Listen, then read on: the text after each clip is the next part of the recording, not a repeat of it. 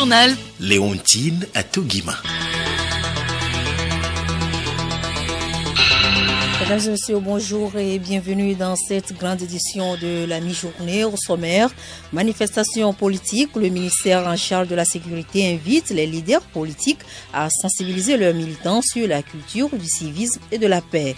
Le mouvement des jeunes promoteurs de la paix adhère à cette invite. Le mouvement a organisé hier à Tandjouaré un gala de football pour sensibiliser avant, pendant et après les élections. Au Sénégal, Macky Sall investit hier candidat à la prochaine présidentielle par sa coalition. Le chef de l'État a défendu son bilan et a appelé au rassemblement. Les présidents américains Donald Trump et chinois Xi Jinping s'accordent pour une trêve de 90 jours dans le conflit commercial qui les oppose. Un accord trouvé hier à la fin des travaux du G20 de Buenos Aires en Argentine.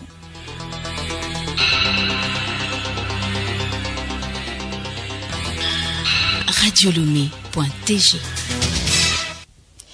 14e réunion du Conseil des ministres de l'Entente hier à Lomé. Près de 3 milliards de francs CFA ont été adoptés comme budget 2019 au secrétariat exécutif du Conseil de l'Entente. Bénédicte Kanda. Plusieurs sujets ont été abordés au cours des travaux de cette 14e réunion ordinaire sous la présidence du professeur Robert Doucet, ministre togolais des Affaires étrangères, également président du Conseil des ministres de l'Entente. Les participants ont ensemble pris acte des conclusions de l'étude de préfaisabilité du projet de construction du MAL de Niamey et pris bonne note de l'état d'avancement de la réforme du Centre régional de formation pour l'entretien routier, entre autres. Patrice Kouamé, secrétaire exécutif du Conseil de l'Entente. Le budget que nous avons présenté au Conseil des ministres a été adopté par le Conseil des ministres. Et il a été adopté sur la base d'un certain nombre d'activités que nous prévoyons pour l'année 2019. Notamment, nous allons faire un programme pour mettre en place une stratégie de promotion d'activités génératrices de revenus pour les jeunes et pour les femmes. Nous avons aussi travaillé sur le financement du mécanisme en temps de renseignement. Ensuite, nous avons discuté d'une manifestation culturelle et sportive au niveau des 5 États du Conseil de l'Entente. La situation politique au Togo a été également évoquée au cours des travaux. Madame Lamidou Salamatou, ministre déléguée auprès du ministre des Affaires étrangères du Niger, chargée de l'intégration africaine et des Nigériens de l'extérieur. Le Conseil des ministres réaffirme son soutien à la décision de la 53e session ordinaire de la conférence des chefs d'État et de gouvernement de la CEDEAO relative à la situation politique au Togo. Il encourage les acteurs politiques togolais à poursuivre sous l'égide de la CEDEAO la mise en œuvre des dispositions envisagées dans la préparation, l'organisation et le déroulement des élections législatives du 20 décembre 2018. Dans ce cadre, le Conseil de l'Entente prévoit l'envoi d'une mission d'observation. Le Conseil des ministres condamne toute forme de violence et encourage les acteurs politiques togolais à privilégier le dialogue dans la conduite des réformes politiques. Le professeur Robert Doucet a lui réitéré l'engagement du Togo pour la consolidation de la coopération entre les États membres. Les 14 partis de l'opposition étaient hier de nouveau dans les rues. Les manifestants ont battu le pavé dans plusieurs villes du pays pour réclamer les réformes institutionnelles et constitutionnelles. À Lomé, ils étaient donc des milliers à converger vers le marché d'Infamé face à l'église des Assemblées de Dieu. Le point de chute, la C14 prévoit de poursuivre les marches dès demain lundi. Mardi, elle entend lancer une journée Togo mort.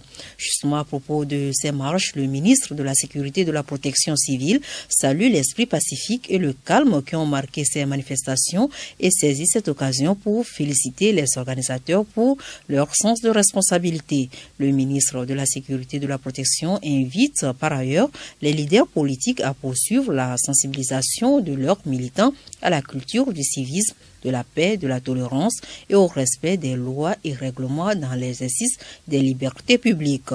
Parlant de la culture du civisme et de la paix, le mouvement des jeunes promoteurs de la paix a organisé hier à Tandjouaré un gala de football pour sensibiliser les jeunes de la préfecture sur la non-violence et le vivre ensemble avant, pendant et après les élections. Les détails avec Abdou Terrou depuis Tandjouaré. Cette compétition, placée sous le thème « Promotion des élections démocratiques et paisibles au Togo », a permis à la formation du lycée de Bomboka de remporter le trophée à travers un score de tir au but de 7 buts contre 6. À travers ce gala de football et dans l'esprit du fair play, ce mouvement veut sensibiliser et conscientiser la jeunesse et la population du Grand Nord sur les valeurs de vivre ensemble, la cohésion sociale, l'acceptation de l'autre, la paix et la non-violence avant, pendant et après les échéances électorales. Johannes Makouvia, président national du mouvement. Le gala de football stipule en quelque sorte l'apothéose de la première phase de la mission qui s'est assignée MJPP.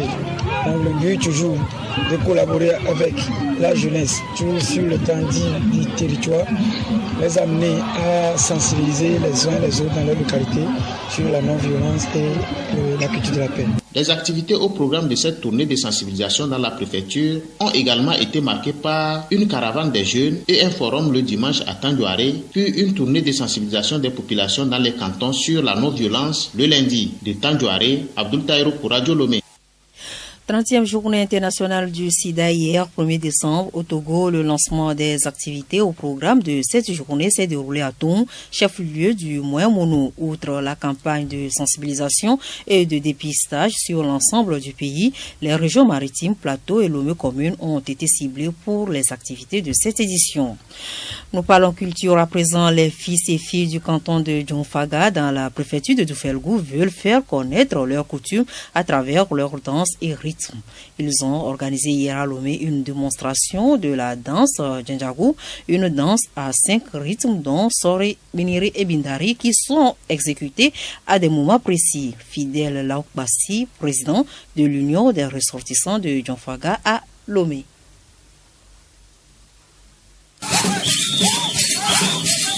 Djendjagou, c'est une de nos danses traditionnelles organisées quand on a un vieux, quelque façon sexe de l'ordre de 70 ans qui meurt. Mais s'il se fait que dans la famille, on a quelqu'un plus âgé que le défunt, il faut qu'on ait l'autorisation de l'aîné. Donc c'est essentiellement à cette occasion qu'on organise Djendjagou. Aujourd'hui à Lomé, c'est organisé pour valoriser nos cultures, pour montrer aux jeunes qui ne connaissent pas la réalité de nos milieux ce qui se passe exactement sur nos cultures.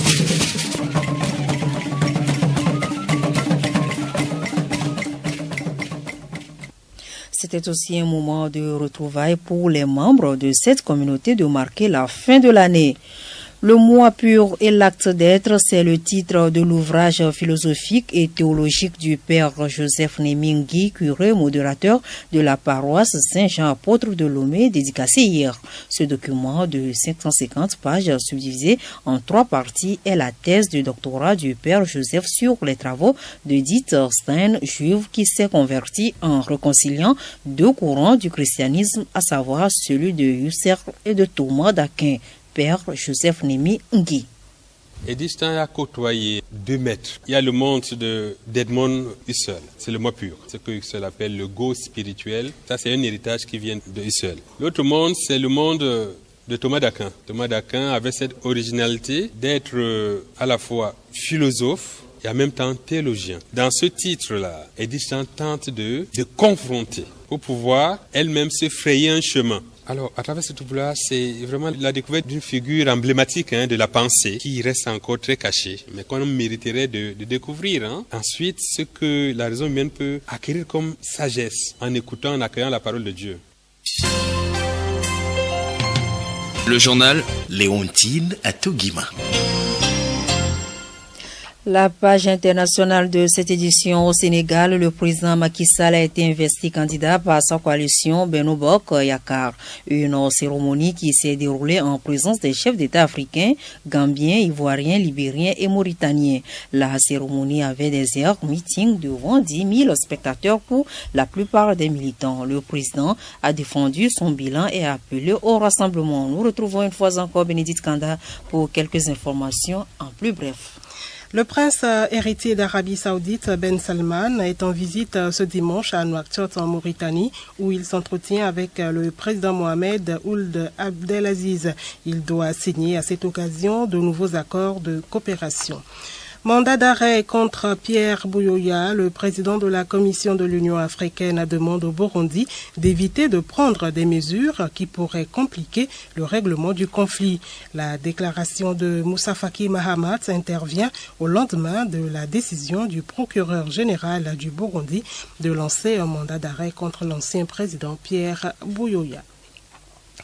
La Pologne accueille ce dimanche la 24e conférence des Nations Unies pour le climat COP24. Les quelques 200 États participants vont discuter de la mise en œuvre de l'accord de Paris de 2015 visant à limiter le réchauffement en dessous de 2 degrés Celsius, voire 1,5 d'ici la fin du siècle. Le rapport de l'Organisation météorologique mondiale paru le 28 novembre dernier prévoit une augmentation de la température de 3 degrés d'ici la fin du siècle. Pourtant, les États-Unis et le Brésil refusent d'inscrire leur pays dans la lutte contre le changement climatique.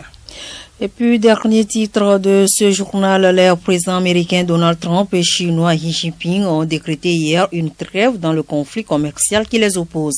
Les deux chefs d'État ont trouvé un accord pour mettre fin à la mise en œuvre de nouveaux droits de douane. Selon le vice-ministre du commerce chinois, Washington renonce en fait à porter de 10% à 25% les droits de douane sur 200 milliards de dollars d'importations chinoises, soit la moitié du total à partir du 1er janvier prochain.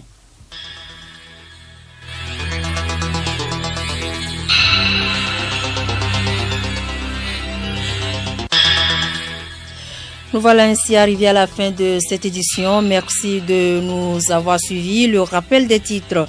Manifestation politique. Le ministère en charge de la sécurité invite les leaders politiques à sensibiliser leurs militants sur la culture du civisme et de la paix. Le mouvement des jeunes promoteurs de la paix adhère à cette invite. Le mouvement a organisé hier à Tandjouaré un gala de football pour transmettre le message de la non-violence avant, pendant et après les élections. Au Sénégal, Macky Sall investit hier candidat à la prochaine présidentielle par sa coalition. Le chef de l'État a défendu son bilan et a appelé au rassemblement. Vous avez également suivi les présidents américains Donald Trump et chinois Xi Jinping s'accordent pour une trêve de 90 jours dans le conflit commercial qui les oppose. Un accord trouvé hier à la fin des travaux du G20 de Buenos Aires en Argentine.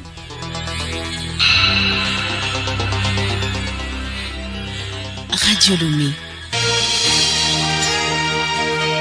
Radio Lomé, boîte postale 434, email radiolomé@radiolomé.tg.